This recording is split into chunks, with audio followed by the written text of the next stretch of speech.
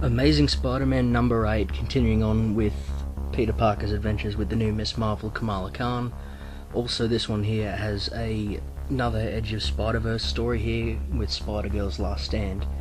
And I'm going to state this right off the bat there. This one here takes a pretty sharp turn once one part finishes, but we'll get to that later on.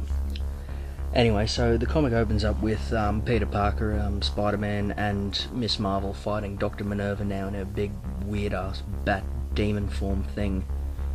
And the whole time there, Miss Marvel's just freaking out, fangirling out that she gets to team up with Spider-Man, and she's going to be doing the big spider slingshot move that he used to do with the original Captain Marvel, Carol Danvers.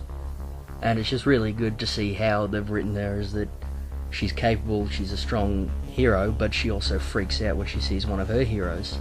And I really like the little details done to it, which is really good to see in this brand new character, and it just shows that as long as she's written well, she's going to be around for a long time. Anyway, it turns out that this orb thing that they're trying to keep away from Dr. Minerva is actually a cocoon for an Inhuman, and it's hatched and a baby's in it. And when it hatches there, one of the henchmen actually turns against the others and is just like, yeah, we didn't know that there was a baby in there, and I just can't do that. And Peter Parker actually figures out that it's Clash, who was the kid that Peter went to school with, who was a big Spider-Man fan, and then because he was also a super genius turned supervillain because he got burnt by him. And it's good to see Dan Slott's using characters he created and then continuing on with them. He hasn't just made them and then shoved them off to the side. So after that there we see this little quick cut through about Silk and how she gets herself a new costume and all that sort of stuff.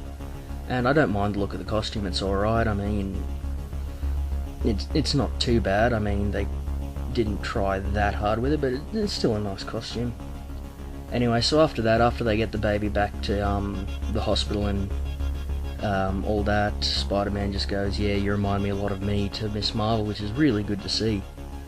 So anyway, as I was saying before, the comic takes this big sharp turn from this big light-hearted sort of fangirl experience from Miss Marvel to an absolutely brutal scene where it shows that one of Morland's families has tracked down Mayday Parker, the Spider-Girl, and is just laying waste to her house, and just it shows this big brute bastard taking on Spider-Girl, and old Peter Parker, who's now got a busted robot leg, is trying his hardest to save his daughter, but he just can't. So he gets Mary Jane to get May to take her little brother and run, while the two of them there try to slow him down, which it's just a really emotional scene to see her running out of the house, and it's just absolutely brutal.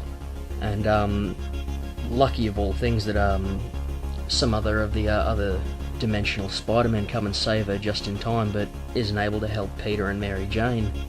And it's really hard to read. I mean, it's just brutal again. But yeah, as far as I'm concerned, this issue here is absolutely brilliant. I've been loving everything about the Edge of Spider-Verse and everything that Dan Slott's done with Spider-Man post Superior. So yeah, this one here, it's definitely getting a massive 2 thumbs up. This is another great issue for Spider-Man. Keeps building up the big hype for Spider-Verse, and I can't wait to see where all of this goes with all of the Spider-Men from all the dimensions and where it ends up. So yeah, definitely 2 thumbs up. Cheers for watching RED4 review. Have a good one.